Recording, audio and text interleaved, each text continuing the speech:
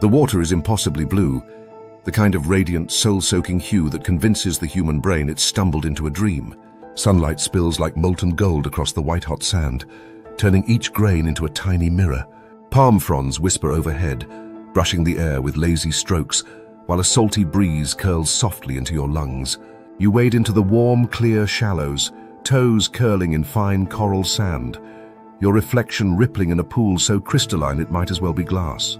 Every sense is lulled into calm, sight, touch, sound, all bathed in tranquility. But in this perfect postcard of the tropics, paradise breathes, and it has a pulse. Beneath the polished surface, still as a painting, the ocean has teeth. Some smile, some sting, some lie utterly motionless until it's too late to run. The coral reef, glowing with outrageous beauty, is not a garden. It is a living battlefield dressed in carnival colors. Every coral outcrop is a castle, every shadow a possible ambush. The sea here plays a strange game.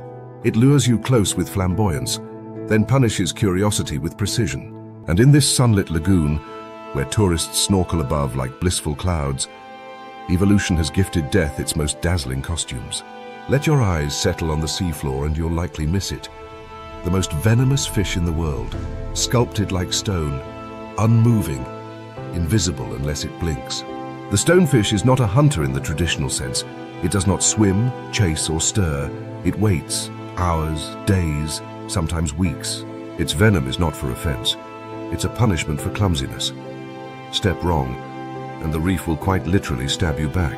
Its dorsal spines deliver a toxin so excruciating that victims have begged for their limbs to be amputated to escape the pain. And yet, it lies just a toe's width beneath the water's surface, in the very spots swimmers love to tread, nestled beside flip-flop trails and camera splashes. Drift just a little deeper and the shells begin to whisper. Cone snails, beautiful as they are deadly, wear patterns fit for jewelry stores, elegant swirls, leopard spots, golden zigzags, and yet each contains a biochemical arsenal so potent it makes snake venom look like seasoning. These are not passive mollusks. With a quick flick of a hollow tooth, a harpoon really, they can inject a cocktail of neurotoxins that paralyze prey in moments. The teeth are barbed, like tiny spears from a myth, and some species carry enough venom to kill an adult human in under an hour. No drama, no roar, just a shell that sits there pretending to be art. And while your attention is caught by the flamboyant, something transparent slides by, brushing against your skin like silk. It might be nothing, or it might be the brush of a box jellyfish. Shaped like a ghost kite and nearly invisible in daylight, it moves like a soft sigh through the tide, its tentacles laced with thousands of stinging cells. These aren't mere irritants. They deliver venom that can stop the human heart. Some people never make it to shore. Others drown from shock before they feel the burn. And then there's its cousin, the irukandji, the size of a thumbnail, but capable of triggering a syndrome so painful, so dreadfully disorienting, victims are driven into full-blown panic and hallucinations. Imagine the ocean giving you a psychotic break, and doing it with something smaller than a grape. But perhaps the ocean's most ironic joke hides in plain sight. The blue-ringed octopus, small enough to perch on your fingertip, with creamy skin dappled in sapphire rings that flash when it's threatened. A warning sign both mesmerizing and fatal. It doesn't bite to feed, but to defend. And it does so with tetrodotoxin, a chemical weapon that shuts down your muscles while leaving your mind fully alert. Victims often remain conscious, aware, watching as their breathing slows to nothing. The sea, it seems, doesn't roar when it kills. Sometimes it smiles. These are not monsters that chase. They don't stalk you through waves or leap from the depths with jaws agape. They are quieter than that. Smarter, perhaps. They kill through elegance, using stillness, illusion, and biochemical ingenuity. They are the masters of molecular warfare, evolved not for spectacle, but for precision. And that is what makes them terrifying. You'll never hear the attack. You won't feel teeth or pressure. Only the afterburn, the prickling numbness, the sudden dizziness, the creeping realization that something tiny, almost lovely, has made a decision about your life. This hidden world of chemical death is not isolated to deep trenches or remote islands. It lurks in holiday resorts, around snorkel rental huts, in the shallows where children splash with inflatable dolphins. Beauty in the tropical sea comes laced with a contract, one you sign the moment you dip your feet in. The ocean doesn't care for your intentions. It doesn't care that you love it. Nature's most venomous creatures don't hate you. They simply exist, perfect in their silent logic, sharpened by millions of years to do one thing well: make a mistake fatal. And so the Death Lagoon breathes, slow, gorgeous, indifferent. Its pulse is not felt in waves or currents, but in the steady rhythm of camouflage and consequence. As you float above it, watching the sunlight ripple through water like stained glass in a cathedral, remember this: the most dangerous things in this world rarely make a sound. They shimmer, they dazzle, they invite. But if you think you're ready for what hides in this underwater masquerade, just wait until the reef fights back. Next, we'll meet the masters of mimicry and misdirection, sea creatures that don't just kill with venom, but with lies. Because in the tropics, even truth wears a mask. The reef is alive, yet it doesn't move. It shimmers under the weightless curtain of turquoise water, a mosaic of corals, algae and scattered stones that seem frozen in time. Sunlight filters down in dappled shafts, refracted into shifting gold by the lazy ripples above. Everything is calm, hypnotically so. The kind of calm that tricks the brain into dropping its guard. You hover just above the seabed, a diver's slow exhale bubbling past your mask, and below you lies what looks like an ordinary rock. Brown, bulbous, crusted with algae and speckled with tiny shell fragments. Unremarkable until it blinks. That stone is not a stone. It's a fish, if you could even call it that, because everything about the stonefish seems like a creature trying very hard not to be one. Its skin is textured like coral rubble, its fins splayed like crumpled seaweed, and its expression, if you can call that warped frown a face, is a masterpiece of nonchalance. It is not here to chase or chase off. It exists as a biological landmine, a masterpiece of marine deceit, evolved to vanish into the seafloor with the indifference of a corpse. And yet, its purpose is anything but passive. The stonefish waits, not for you, but for prey foolish enough to believe in safety. It doesn't hunt by swimming or stalking. It waits, buried just beneath the sand, breathing almost imperceptibly through tiny gill slits, letting the ocean do the choreography. A shrimp drifts too close, or a small goby hovers near, perhaps curious. And in a fraction of a second that defies comprehension, the stonefish snaps open its mouth, and the sea itself seems to vanish into that vacuum. The prey is inhaled, not bitten, not chewed, simply sucked into the void, swallowed whole in an instant. Then nothing. The stonefish doesn't gloat, it doesn't move, it simply resets the trap and waits again, like the reef's own executioner on lunch break. But it's not what the stonefish eats that gives it its fearsome reputation. It's what happens when you step on it. Its 13 dorsal spines, each one stiff, needle-sharp and tipped with venom, lie tucked into its back like spikes on a medieval torture device, waiting to be triggered by pressure. And pressure is something a human foot provides in abundance. In that moment, the fish does not attack. It merely responds. As your heel presses down, the spines rise and inject, not once but in waves, a dose of venom that feels less like a sting and more like a chemical betrayal of the nervous system. The pain, survivors say, is indescribable, not just intense, but existential, the kind of agony that tears language out of your brain and replaces it with pure panic. Some compare it to being branded from the inside. Others say it feels like fire in the bone marrow, like their limb is melting while still attached. One diver, stung in the arch of his foot, claimed he begged the paramedics to amputate it, anything to make the fire stop. Another, stung in the finger, lost consciousness before the boat reached shore and required resuscitation. The venom contains a potent cocktail of neurotoxins and cytotoxins, designed not just to kill, but to convince you you are being killed. And yet, the fish remains still, serene, as though unaware it has just lit a bonfire in someone's bloodstream. Most stonefish incidents happen in the very places people feel safest, in ankle-deep water, near mangroves, off sandy beaches frequented by families and honeymooners. Their camouflage is so precise that even trained divers and marine biologists have missed them until it was nearly too late. They don't glow or shimmer or dart. They don't rattle like snakes or pulse like jellyfish. They embody nature's cruelest joke. The idea that the deadliest thing around is the one you never see coming. You can't outswim it because you won't know it's there. You can't outsmart it because it doesn't move. And you can't ignore it, because by the time you notice, your nerves are already screaming. The spines themselves are more than just weapons.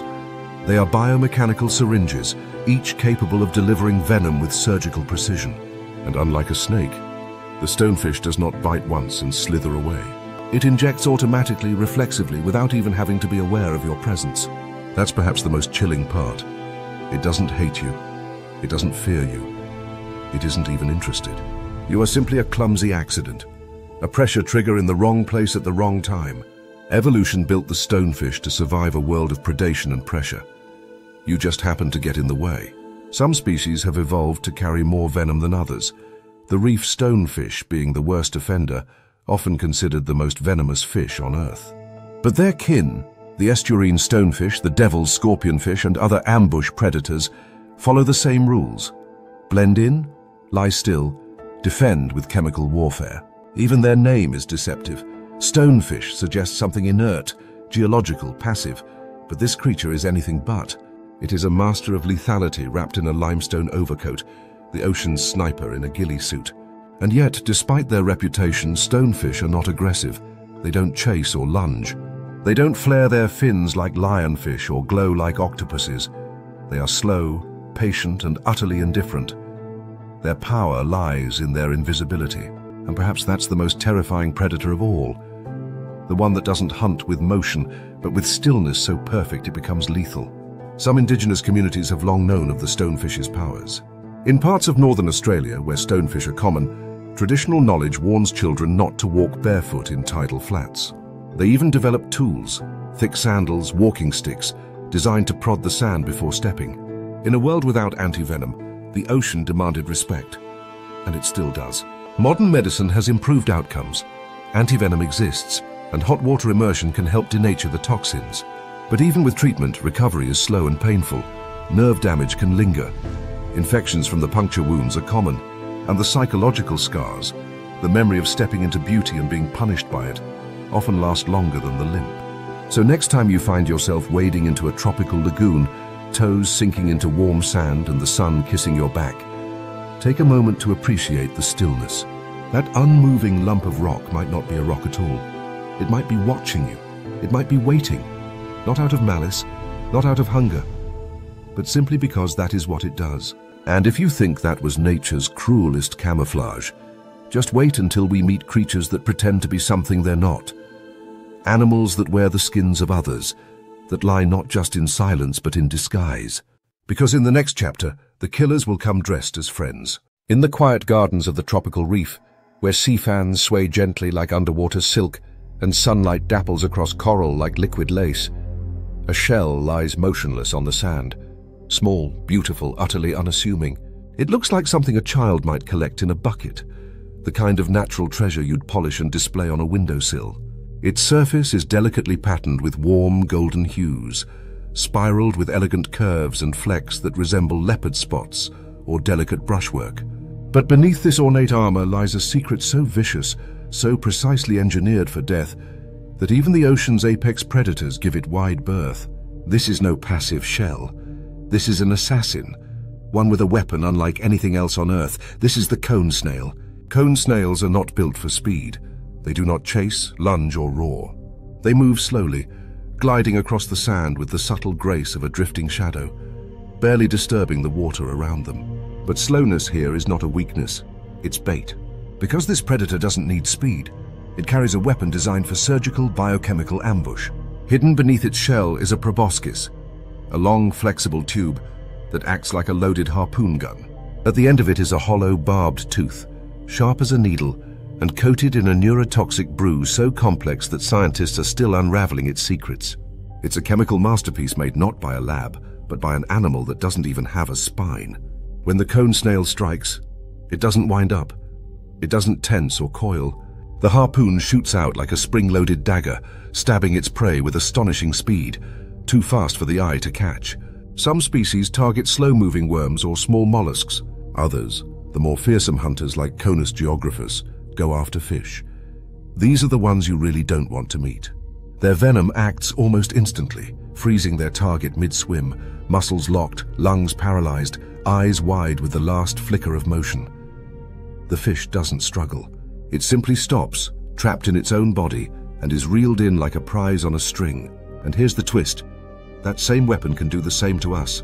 Cone snails are not aggressive toward humans. They don't seek us out, don't attack unprovoked. But many of their victims never saw it coming because they didn't know what they were handling. After all, what threat could something the size of your thumb pose? The answer lies in the venom, a concoction made from dozens, sometimes hundreds, of peptides called conotoxins. Each peptide targets a different neurological pathway.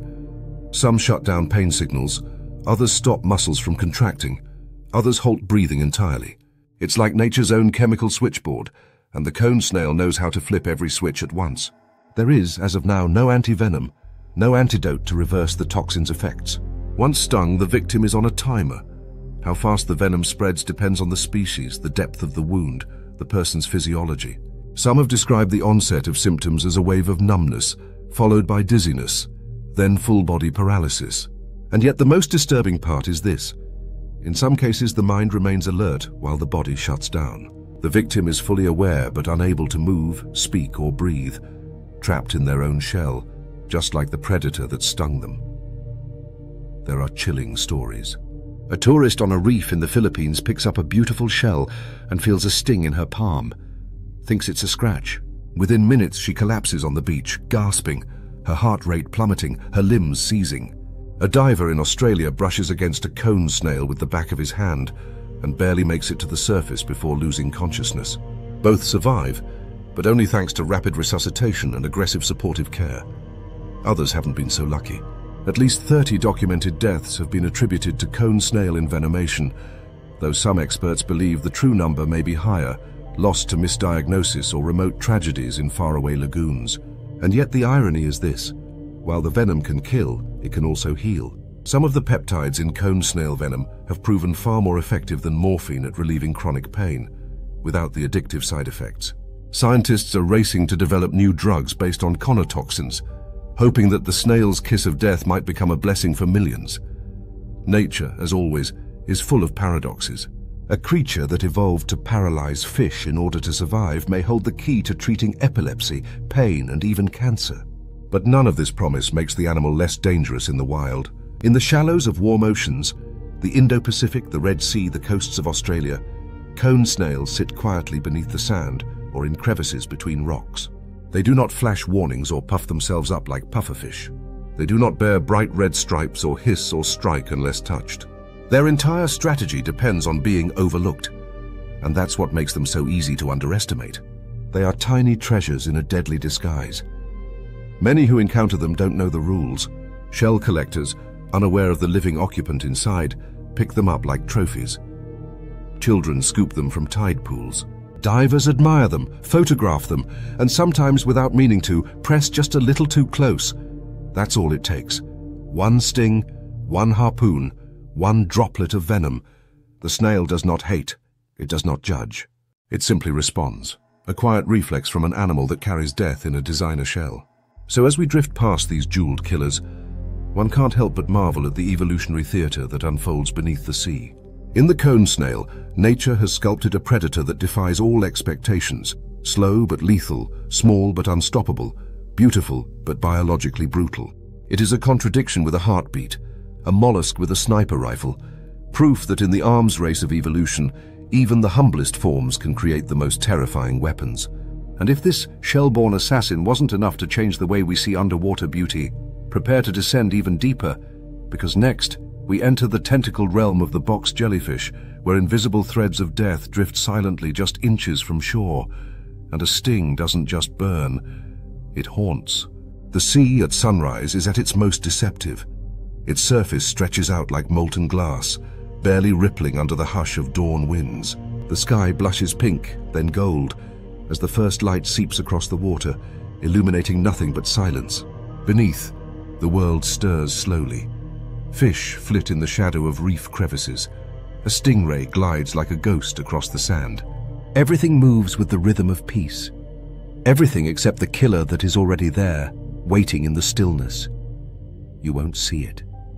You won't hear it. But you may feel it. A soft brush on your thigh, a sudden burn, and then the sea turns strange.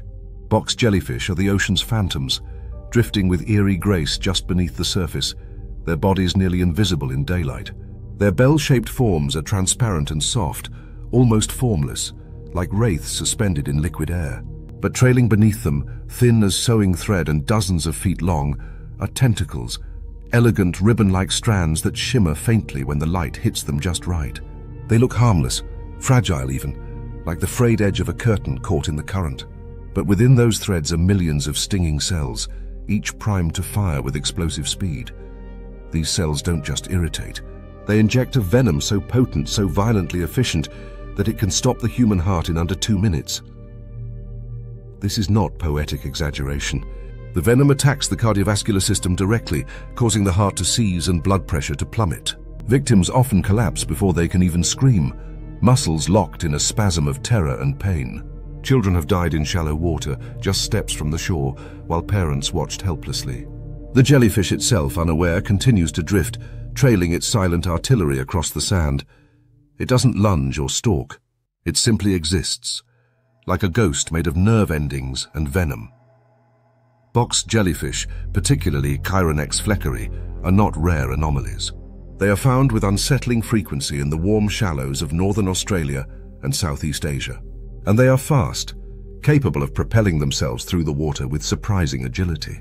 Unlike most jellyfish, which float passively on the tide, box jellies can actively swim, using pulsating contractions of their bell to move with direction and purpose. And they have eyes, not one but 24 of them, arranged in clusters on each corner of the box-shaped bell. Some are simple light detectors, but others are surprisingly complex, with lenses and retinas. What does a jellyfish do with vision? That remains one of marine biology's strangest mysteries. But make no mistake, the box jellyfish is not drifting blindly. It is watching. Yet somehow the box jellyfish is only half the story. Smaller, subtler, and perhaps even more terrifying is its wicked cousin, the irukandji. Named after an aboriginal people whose coastal lands it inhabits, this jellyfish is so tiny it could sit on the tip of your finger, and so transparent that it disappears entirely when submerged.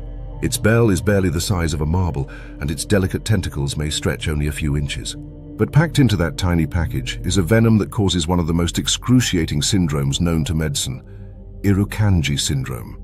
The sting of the irukandji is often unnoticed at first, a light prick, a tingle on the skin, but within 20 minutes, the real horror begins. Victims report an overwhelming sense of doom, a psychological state so intense they become convinced they are dying. Not in a panicked way, but in a deeply physiological one, as though the body itself is screaming a warning the brain cannot ignore. The pain spreads through the muscles like wildfire, locking joints, hammering the lower back and chest with spasms so severe that morphine often has no effect. Blood pressure surges, heart rate races, and breathing becomes erratic. Hallucinations, vomiting, and in rare cases, cardiac arrest follow. Some patients claw at hospital walls, others plead to be put into a coma. And all of this, every shiver of agony, from a jellyfish so small it could be mistaken for a drop of seawater. There's a cruel poetry to it, that something so delicate, so barely there, could cause such devastation. The irukandji doesn't hunt. It doesn't need to.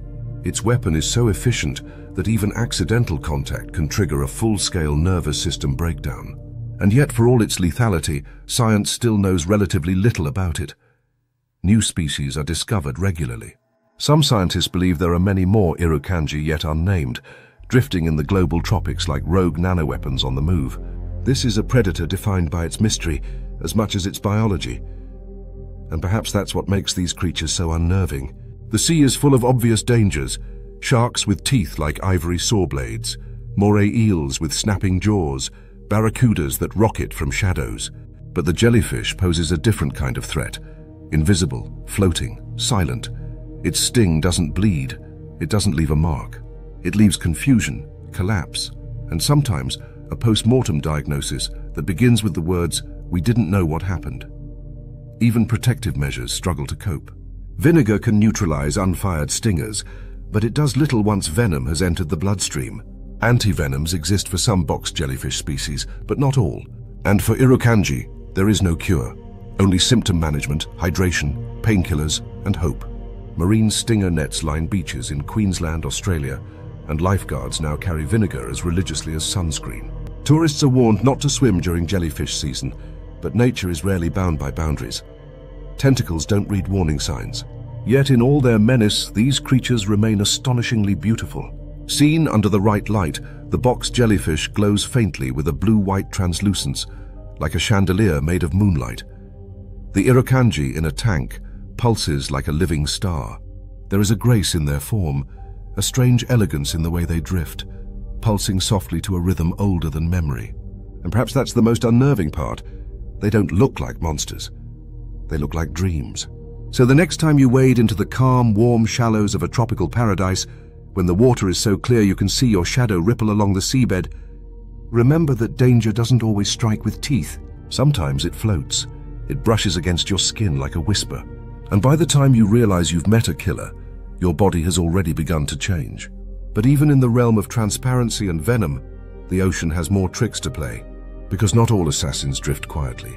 Some walk, some flash with color, and some, though small, carry enough toxin to silence an entire beach.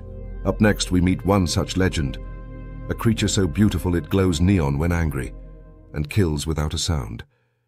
The blue-ringed octopus awaits, in the warm embrace of a sunlit tide pool, where gentle waves swirl lazily around bits of seaweed and crumbling coral. A tiny octopus slips between stones with such grace it seems painted by the sea itself. The water smells of salt and sand, a living perfume stirred by wind and tide. Everything here feels miniature, a coastal dollhouse of life, starfish tucked beneath rock lips, hermit crabs dragging their borrowed homes like awkward travelers. And there, no larger than a golf ball, rests a creature so charming it feels more like an ornament than a predator. Its skin is soft beige, dappled and textured like aged parchment. It moves with the curious intelligence of something that is not only alive but calculating. And tucked along its body, quiet for now, are a series of rings, tiny, dormant halos of blue. The blue-ringed octopus is not flashy by default. It prefers to keep its warnings tucked beneath the surface, choosing camouflage over confrontation, curiosity over conflict. It squeezes into crevices no wider than a coin, using its boneless body like a liquid puzzle piece. It hunts small, crustaceans mostly, stunning them with a nip of venom before curling its arms around the catch, like a chef wrapping a delicacy. But beneath this dainty demeanor hides a secret far more unnerving. This soft, beautiful creature harbors one of the most lethal neurotoxins on Earth. A toxin so potent it could kill 26 humans in a matter of minutes, and do it quietly. The venom in question is tetrodotoxin, the same infamous compound found in pufferfish. It does not burn, it does not blister. It paralyzes, shutting down the nervous system with surgical precision. A single bite, almost imperceptible, begins a chain reaction. First numbness, then tingling, followed by muscle failure, and finally respiratory arrest. Victims may remain conscious through it all, unable to move, breathe, or speak, trapped inside their own bodies as though locked behind glass.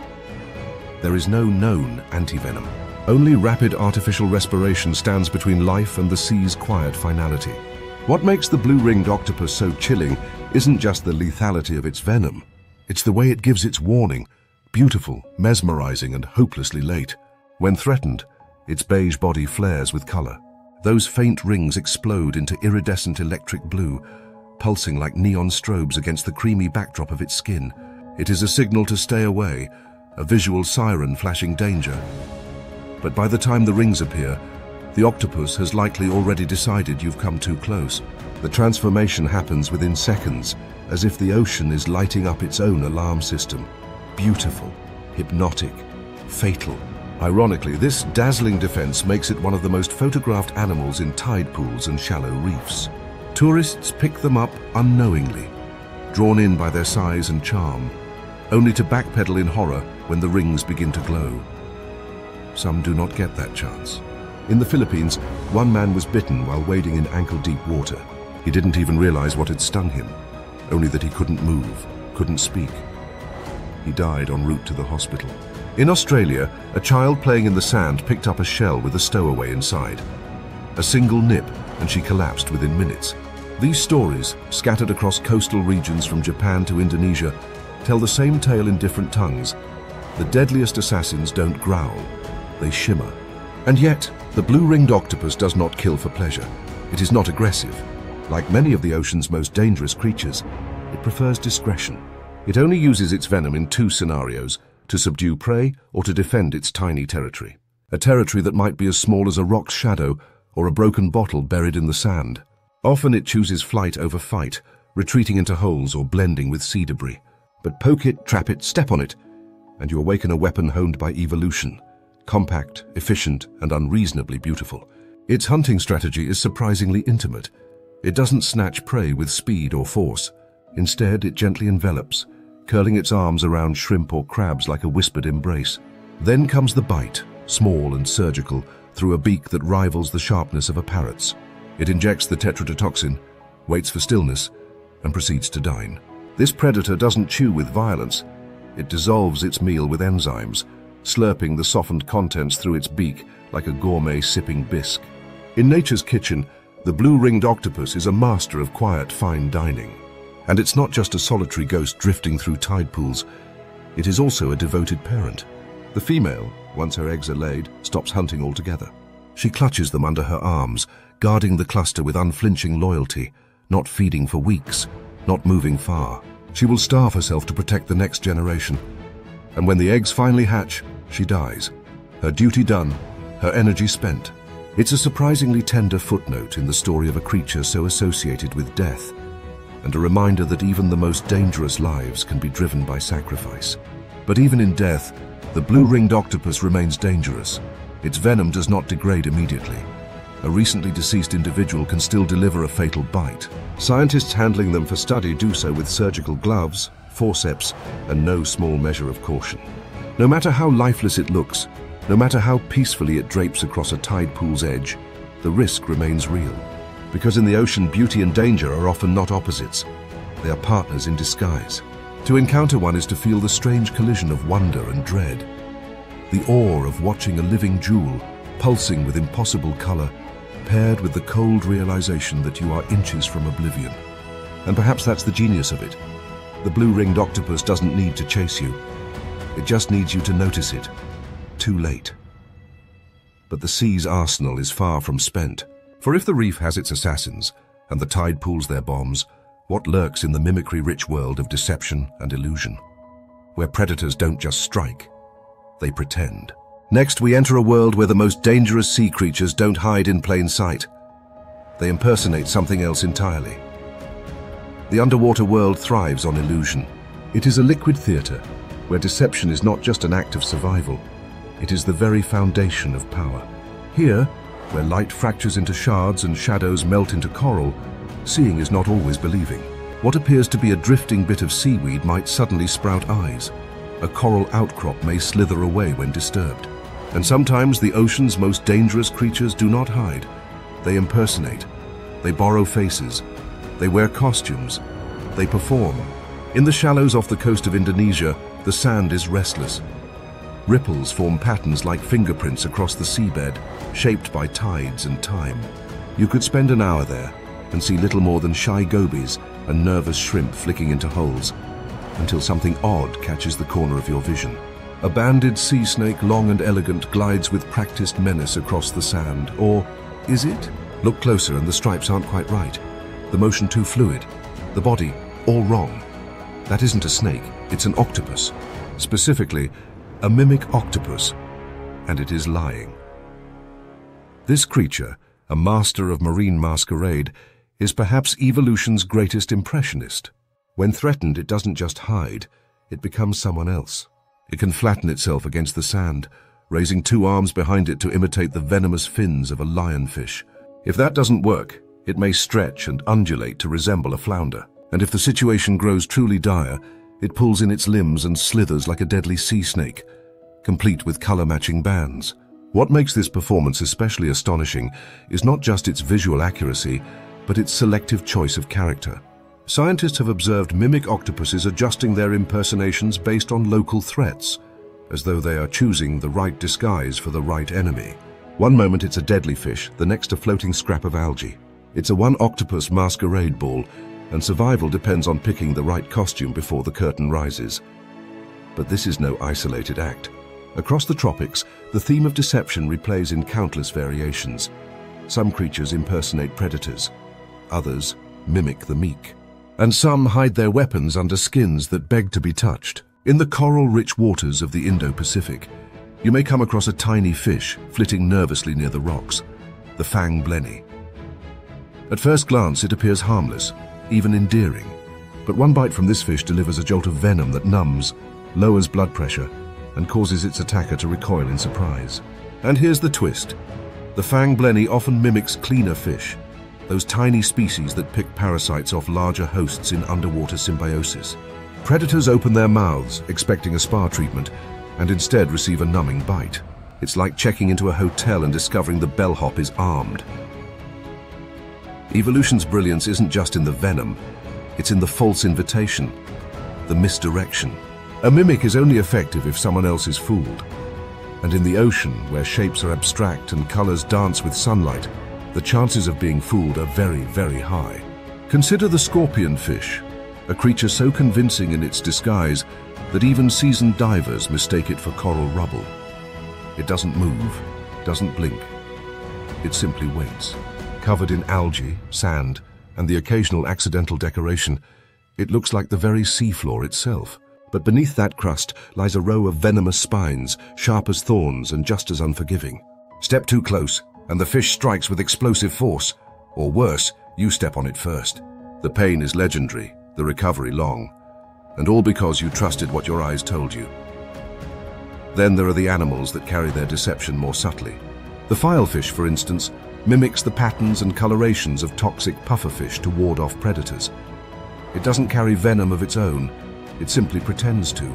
Like a child putting on a superhero costume, it borrows danger to feel safe. And surprisingly, it works. Predators, operating on instinct, often avoid the filefish entirely, unwilling to take the risk of biting into a mistake. It's a case of bluffing your way through biology, and it speaks volumes about how power in the sea is often about perception more than performance. And this mimicry is not always visual. Some creatures imitate through movement. The juvenile sweetlips fish, for example, sways erratically like a poisonous flatworm. Others use sound or behavior, fooling even their own kind. The female cuttlefish has been observed hiding in plain sight, not by mimicking another species, but by disguising herself as a male to avoid harassment from competing suitors. She glides into mating grounds unnoticed, like a spy among the guards, and mates with her chosen partner while the others look on, completely unaware. In this world, even love is tactical. What binds these creatures together isn't size or lineage or even habitat. It's their use of false comfort. They make you believe you're safe, that what you see is what you get. And then when you're too close to back away, the truth stings, bites, or numbs. These predators don't chase with teeth or roar through water with speed. They do something far more sinister. They earn your trust, and that trust in the wild is the most dangerous thing of all. But perhaps the most unnerving part of this toxic theater is that we humans are particularly easy to fool. Our eyes look for contrast, for bold shapes and clear danger. We trust color coding. Red means stop, blue means calm, patterns must have meaning. But in the sea, these rules do not apply. Bright colors can mean poison, but they can also mean nothing at all. A striped fish may be venomous, or just pretending. A quiet patch of sand may be a home or a trap. In this shifting world of mimicry and bluff, your senses are at the mercy of artists and liars. And as we leave behind the hall of mirrors that is the mimic's domain, we realize the ocean is not just a battlefield of muscle and fang. It is a chessboard, full of feints, decoys, and counterplays. And sometimes the most devastating weapon is not what you expect, but what you believe. Now we dive from disguise into deception of a different kind. A shoreline war zone where beauty hides not beneath disguises or mimicry, but in the very places humans feel most relaxed. In the next chapter, we explore how shallow waters, ankle-deep, postcard perfect, become death traps for the unwary, where venom waits where you'd least expect it, at the edges of paradise. It begins with laughter. Bare feet sink into sugar-white sand as waves lap lazily at the ankles. The sun is warm, too warm, melting into the skin with that golden hug that makes vacationers forget time. Children scream with joy, buckets in hand, chasing retreating foam. Couples wade side by side into the translucent blue, hips swaying with the water, sunglasses tilting upward to admire the horizon. It is postcard perfect, the kind of scene used in brochures and desktop wallpapers. And it is here, just steps from the safety of the towel-strewn shore, that danger coils in silence. Because in tropical waters, the kill zone is not out there, beyond the reef, in the vast unknown. It is here, in the shallows beneath your feet, humming with hidden threats you'll never see coming. Few people suspect that the majority of venomous marine encounters do not happen during deep-sea dives or while braving jagged reef walls. They happen in waist-deep water, in calm lagoons, in still bays where the sun warms the tide and the sand feels soft between the toes. The water is so clear you can see your own feet, and that is exactly what makes it dangerous. The illusion of safety, the comfort of visibility. But what you don't see is that beneath this welcoming veneer lies a battlefield built from deception, where camouflage is currency, and the most lethal creatures have no need to swim far from shore. Australia's northern beaches, for instance, are notorious for their seasonal swarms of box jellyfish, their translucent bodies making them virtually invisible in the surf. Between October and May, these waters become a shimmering minefield of drifting death. Beachgoers have been stung just meters from lifeguard flags. Some collapsed before they even made it out of the water. One young boy, only waist deep and splashing near the edge, was struck by tentacles he never saw. A few brushing threads across his leg, and that was all it took. His heart stopped before the ambulance arrived. It is not the depth of the water that matters here. It is the proximity to perfection. And then there are the stonefish, buried just beneath the sand like forgotten fossils, often hiding in shallow estuaries, near river mouths or in rocky tide pools where children love to explore. These venomous fish rest like booby traps set by nature herself. One wrong step, sometimes just a shift of weight on a submerged rock, and the dorsal spines rise, injecting venom that feels, survivors say, like molten iron poured through the bone.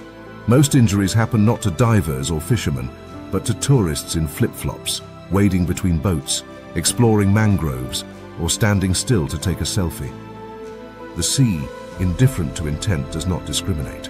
Maps of global marine stings show a surprising pattern. Hot zones aren't clustered offshore, they hug the edges. Northern Queensland, Okinawa, parts of the Philippines, Indonesia's island chains, the calm lagoons of Thailand. All places where shallow water becomes a danger zone, especially in warm months when venomous species breed or migrate closer to coastlines. And because these areas are beloved tourist destinations, they're also the perfect storm. Relaxed humans meet relaxed-looking seas, and the consequences are sharp, fast, and often unexpected. But not all encounters begin with a sting. Sometimes it's just a shell, a pretty one, nestled like a treasure in a tide pool. You bend to pick it up, admire the swirl of colors, turn it gently in your hand. You don't see the tiny muscle draw back. You don't notice the shadow inside shift. And then, a prick. The cone snail, still hidden in its home, has deployed its harpoon. The venom is silent but swift. It shuts down your muscles, your lungs, your voice. Tourists in Bali, in Fiji, even Hawaii have reported collapses just minutes after contact. And the irony, many didn't even know they were holding something alive. The shore is filled with such ironic betrayals. Sea urchins look like odd purple flowers scattered across the rocks, until you kneel on one and dozens of spines snap off beneath your skin, some laced with venom, others simply content to cause days of swelling agony. Catfish, often seen darting near piers or shallow reefs, carry venomous spines that can deliver a stabbing pain followed by hours of numbness. Even stingrays, so graceful and passive in deeper bays, love the warmth of the shallows, where they rest under the sand like sleeping pancakes. Their tails, armed with serrated barbs, are flicked defensively when stepped on, and even a glancing strike can slice deep into tendons, sometimes releasing venom that induces seizures or intense cramping. It's not that these creatures are villains. None of them attack without cause. In fact, most are ambush artists or defensive specialists. Their weapons are not tools of war, but shields of survival. They sting because they are stepped on, picked up, cornered. They do not want to hurt, but they will, if they must. The true danger is not them, but us. Our blissful ignorance, our belief that safety floats just a few feet from shore. The reef doesn't end where the sand begins. It merely adapts, shifts, conceals. Even tourism brochures add to the myth, showing swimmers in sparkling blue lagoons, untouched and serene, a fantasy of harmless beauty. But the reality is far more complex. For every calm beach, there are tidal patterns, seasonal shifts, bloom cycles, and ecological changes that invite venomous species closer than ever. Climate change too plays a role. Warming waters are expanding the ranges of some of these species, bringing box jellies farther south, stonefish into new estuaries, cone snails into once quiet islands. The line between safe and wild is blurring, and the shore is no longer the haven it once seemed.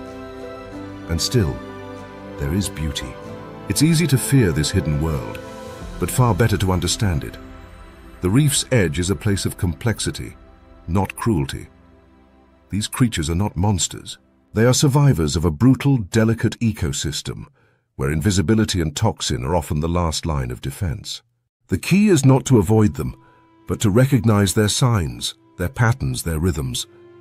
To tread with awareness, to marvel without touching, to respect the fact that paradise is, and always has been, alive with sharp secrets. So next time you walk the tide line, let your toes curl in the sand, but let your eyes roam with curiosity, not fear, but focus. Because in the next wave, in the next tide pool, in the shadow of that sun-warmed rock, something might be watching. Something beautiful, and perhaps a little dangerous. And the more you know, the better you'll dance on the edge of this living, stinging dream. But what happens when the ocean stops playing fair? When even the chemistry of survival turns against its own kind? In the next chapter we go microscopic, diving into an invisible war where bacteria devour their prey. Toxic pools bubble with poison, and the predators are too small to see, but too deadly to ignore. The ocean, for all its sweeping grandeur and cinematic violence, fights most of its wars at the molecular level, not with jaws or claws, but with chemistry. Microscopic saboteurs delivered through elegant weapons, each custom designed to override, dismantle, or hijack the biology of another. Beneath the beauty of reef battles and the shimmer of tentacles lies a darker magic, one spun not from brute force, but from biochemistry so precise it could pass for engineering. This is not just predation. This is molecular warfare, waged cell by cell, nerve by nerve, in the quiet chaos beneath the surface. To enter this hidden battlefield, we must descend beyond the eye's reach, not deeper into the ocean, but deeper into the body. Imagine a sting, a brush against a jellyfish, a bite from a tiny octopus. In the moment, it feels like nothing, a pinprick, a tingle. But at the cellular level, an invasion has already begun. The venom, now coursing through the tissue, isn't some chaotic poison. It's a highly organized cocktail of proteins, enzymes, peptides, and molecules, each with a very specific job. Some target muscles, others the nervous system. Some simply dissolve cells like acid through paper. Others hijack the body's own immune response, turning defenses against itself. Take neurotoxins, for example, the favorite tool of cone snails, box jellyfish, and the blue-ringed octopus. These compounds work by interrupting the body's electrical wiring, blocking or mimicking neurotransmitters, the molecules that allow nerves to talk to muscles. In a healthy body, these signals flow like traffic along the nervous system, fast, synchronized, electric. But when a neurotoxin enters the bloodstream, it's like hacking the traffic lights. The message doesn't arrive. Muscles go silent. Diaphragms stop contracting. Hearts forget to beat. And perhaps most terrifying of all, the brain stays awake, trapped in a body that no longer responds. In the lab under a microscope, these molecules reveal their elegance. One might look like a curled ribbon, its shape perfectly suited to lock into a nerve receptor. Another coils like a spring, ready to snap into a calcium channel and freeze it in place. This is not indiscriminate chaos. It's targeted sabotage, with a precision that rivals any man-made drug. In fact, many modern painkillers and blood pressure medications were first discovered by reverse engineering these marine toxins. What kills in the wild may heal in the clinic, if used correctly. We meet Dr. Aiko Tanaka, a marine biochemist studying box jellyfish venom, her lab tucked along the eastern coast of Okinawa. She explains, with a gloved hand holding a petri dish under blue light, how the jellyfish's venom doesn't just stop the heart. It tears through cell membranes, flooding them with ions until they burst. It's like an electrical fire inside your body, she says, with a calm that only comes from years of studying things that kill quickly. She shows us 3D scans of the venom's action, tiny particles unlocking calcium channels, disrupting potassium flow, overwhelming sodium gates. The body, caught in its own chemical storm, short circuits. Then there are the cytotoxins, used by stonefish, lionfish, and a variety of venomous rays. These compounds act like microscopic wrecking balls, breaking down tissue, triggering severe inflammation, and in some cases, causing necrosis. They don't aim for the nervous system. They aim to dissolve the battlefield. Victims of these venoms often describe swelling that spreads like wildfire, pain that intensifies hour by hour, and wounds that feel hot to the touch. Not from infection, but from cellular destruction. The venom causes blood vessels to leak, muscle fibers to rupture, and immune cells to panic. What was once a foot becomes a furnace. Recovery isn't about healing, it's about surviving the damage done. But perhaps the most fascinating and disturbing class of venom are the ones that hijack the autonomic nervous system. The Irukandji jellyfish doesn't kill you with brute force. It makes your own body turn against itself. Its venom triggers a flood of catecholamines, adrenaline, noradrenaline, which spike the heart rate, skyrocket blood pressure, and overwhelm pain receptors. Victims often report a profound sense of doom, a psychological collapse that feels as physical as it is mental. This isn't just venom, it's chemical gaslighting. The body thinks it's dying, and so it behaves like it is. And sometimes, it's right. Ironically, these creatures, the masters of molecular assassination, aren't born knowing how to kill. Evolution refined their chemistry over millennia, through trial and mutation, sculpting molecules that outwitted prey and predators alike. The blue-ringed octopus didn't choose tetrodotoxin. It inherited a bacteria that produces it, then became its host, evolving ways to use it to its advantage. It's not just an octopus with venom, it's a partnership, symbiosis between microbe and mollusk, that turned a bite into a weapon of mass paralysis. Nature, it seems, writes its most effective blueprints in collaboration.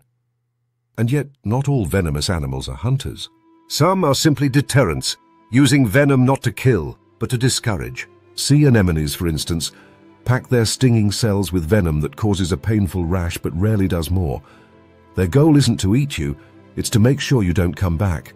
The same goes for fire coral, which delivers a burning sting that leaves welts and blisters, a warning etched in the skin like a biological do not touch sign. Through all this, one thing becomes clear. Venom is not about violence, it's about efficiency. Why chase your prey when you can stop it mid-swim with a molecule? Why fight your predator when you can make it regret the first bite? The ocean's assassins learned long ago that brains and biochemistry often beat brawn. And the creatures that thrive are not always the biggest or fastest, but the ones with the most unreadable prescriptions in their glands. And so, as we rise from the cellular theater of venom and return to the visible sea, we do so with new eyes. Every fish, every sting, every shimmer of motion now feels deeper, a layered event, written not just in behavior but in molecules. The next encounter, whether with an octopus, a snail, or a jellyfish, will no longer be just a meeting of two species. It will be a molecular conversation, one in which your cells may not have the final word. But if venom is nature's scalpel, sharp, deliberate, precise, what happens when the ocean abandons subtlety and embraces brute force again? In our next chapter, we drift to the reef's most silent battlefield, places of sand and stillness, where one wrong step can unleash a flood of agony. Prepare to enter the domain of venom that waits, not in fangs or stings, but beneath your heel.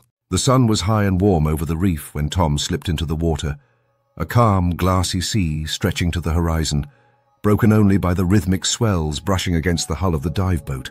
He had done this hundreds of times before. The air tank on his back, the dry click of his regulator, the familiar tug of neoprene against skin, all of it part of a ritual that felt almost meditative. Below him, the coral glowed like stained glass under cathedral light, the reef teeming with color and motion. But on this dive, he would not remember the coral. He would remember the shell. It was perfect, smooth and symmetrical, painted with golden spirals and speckled with dark, leopard-like spots. It sat half buried in sand at the edge of a coral head, looking for all the world like the kind of treasure that tourists buy in beachfront souvenir shops. Without thinking, Tom reached down and cradled it in his hand. The sting wasn't even painful, just a subtle prick, like brushing against a thorn. Then came the strange part. Not panic, but silence. A slow, creeping numbness crawled up his wrist, then his elbow, and then a terrible realization. He couldn't move his fingers, couldn't move at all. The water pressed in tighter. His vision blurred. His breathing, once steady and controlled, began to fail. Tom was stung by a cone snail, one of the deadliest creatures in the ocean. The venom's journey through his body was quiet, methodical, shutting down nerve signals, locking his muscles, paralyzing his lungs. He was still conscious when his dive partner grabbed him and dragged him upward, finning hard toward the surface, unaware that the real battle was already microscopic. He was lucky.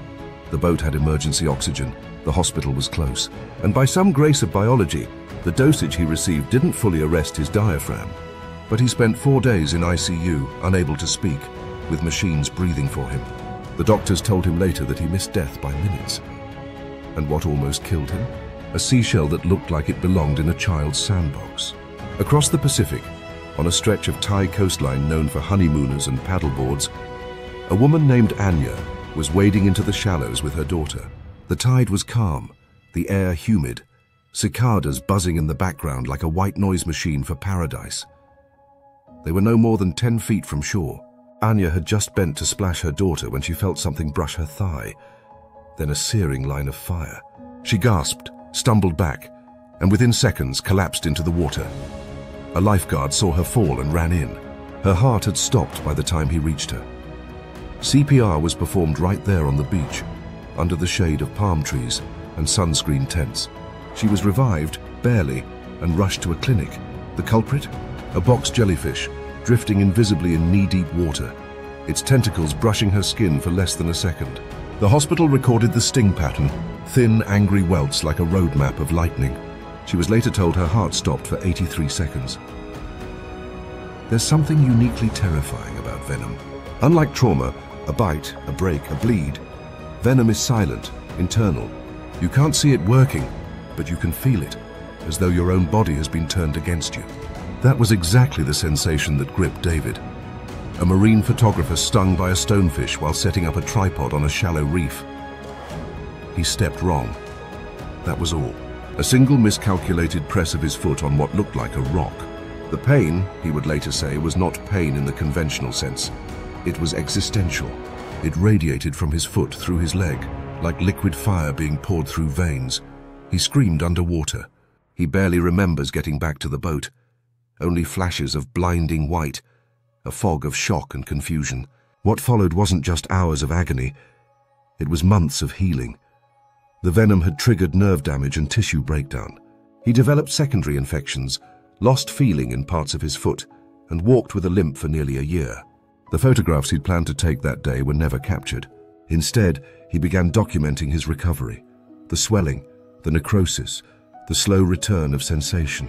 His case became a teaching model for marine safety courses across Southeast Asia. He still dives, but now he checks every rock 3 times before placing a fin. What unites these stories isn't just survival, it's the unexpected nature of each encounter. These people weren't deep-sea explorers or thrill-seeking risk junkies. They were photographers, swimmers, tourists, individuals who believed, understandably, that beauty implied safety. But the tropical ocean, for all its grace and calm, is not a swimming pool. It is a system, ancient and ruthless, filled with weapons that are invisible until it's too late. And in many of these cases, luck was the difference between life and death. For every survivor, there are names whispered in diving communities, stories of stingrays that struck too high, jellyfish that brushed a child just a moment too long, cone snails whose venom dosage proved lethal before help arrived. In some Pacific islands, local guides tell these stories with reverence, like warnings passed down through generations. They know the sea is not cruel, but it is unforgiving. Still, there's something undeniably human about returning to the water after these encounters, about choosing to walk again where you nearly died. Tom dives again now, though he no longer collects shells. Anya has taken her daughter back to the same beach, and they swim together, but only during the off-season, when jellyfish are less common. David continues to photograph marine life, but now uses a remote pole to set his equipment. No more tripod placement by foot. Venom may paralyze, burn, or kill, but it cannot erase awe. These survivors do not tell their stories with bitterness. They tell them with wonder, that they met death and lived, that something so small, so quiet, could possess power so immense, and that the ocean, in all its beauty, remains a place worthy of respect, caution, and deep, unshakable admiration. But what if the most dangerous part of venom isn't the pain or the paralysis? What if it's the invitation it gives to science? What if inside those deadly molecules lie not just threats but cures? Because in our final chapter, we leave the realm of danger and step into the realm of possibility. The future of venom lies not in death, but in medicine. The sea is quiet now.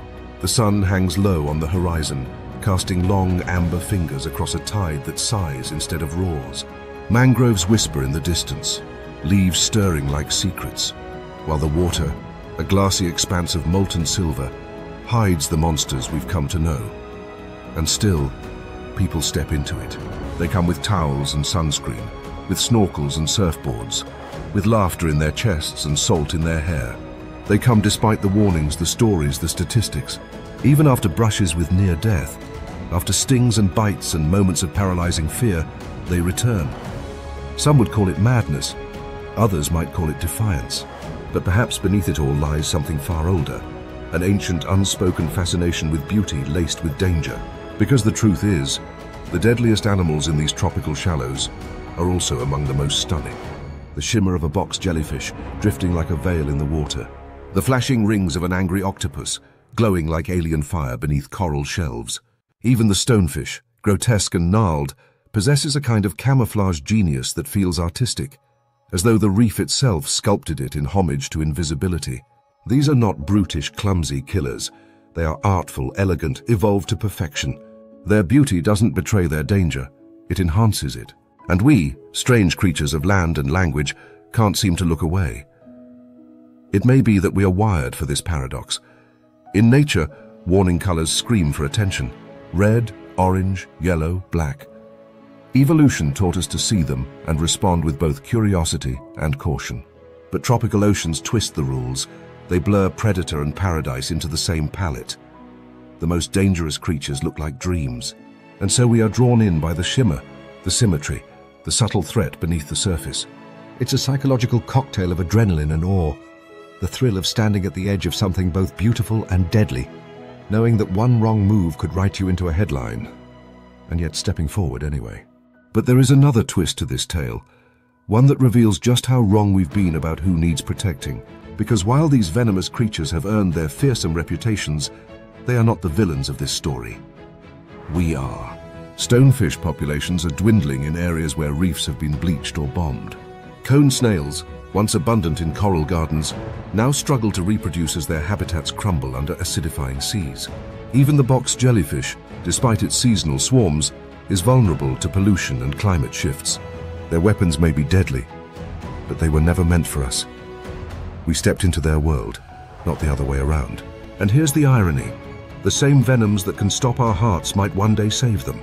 Hidden within the complex molecules of jellyfish sting and octopus bite are keys to human health. Compounds that numb pain, regulate heart rhythm, lower blood pressure, and possibly fight cancer. The cone snail's deadly harpoon has already inspired powerful painkillers. Researchers are probing blue-ringed octopus toxins for clues to neural regeneration. Even the terrifying irukandji may hold enzymes that teach us about cellular stress and inflammation. Nature, as always, creates no waste, only potential. Yet we destroy what we do not understand. Coral reefs vanish in plumes of silt and cyanide. Fisheries accidentally net rare species, tossing them aside as bycatch. And the creatures we fear most, the ones with the most powerful gifts locked inside their venom, are often the first to go. It's as if we're erasing the world's most advanced chemical laboratories before we've even read the instructions. So why do we keep swimming in these waters, knowing what's beneath? Perhaps it's not defiance, nor ignorance, nor even thrill-seeking. Perhaps it's something deeper, a subconscious reverence for the rawness of nature, the way it balances beauty and brutality with such precision. To enter the ocean is to accept a contract. Here, you are no longer at the top of the food chain. Here, you move slower, breathe differently, feel the weight of your fragility in every current. And maybe that is what draws us back, not in spite of the danger, but because of it. Because in that moment, drifting over coral, inches from creatures that could kill you without a sound, you are truly alive. As we leave these venomous realms behind, let us carry more than fear. let us carry respect for the animals who wield their poisons with grace, for the ecosystems that sculpted them, and for the strange, shimmering line where danger meets wonder. The sting is not the end of the story. It is the beginning of a deeper understanding of nature's power and our place within it. And just beyond the reef, past the last whisper of foam, the ocean waits, still beautiful, still deadly, and forever calling us back.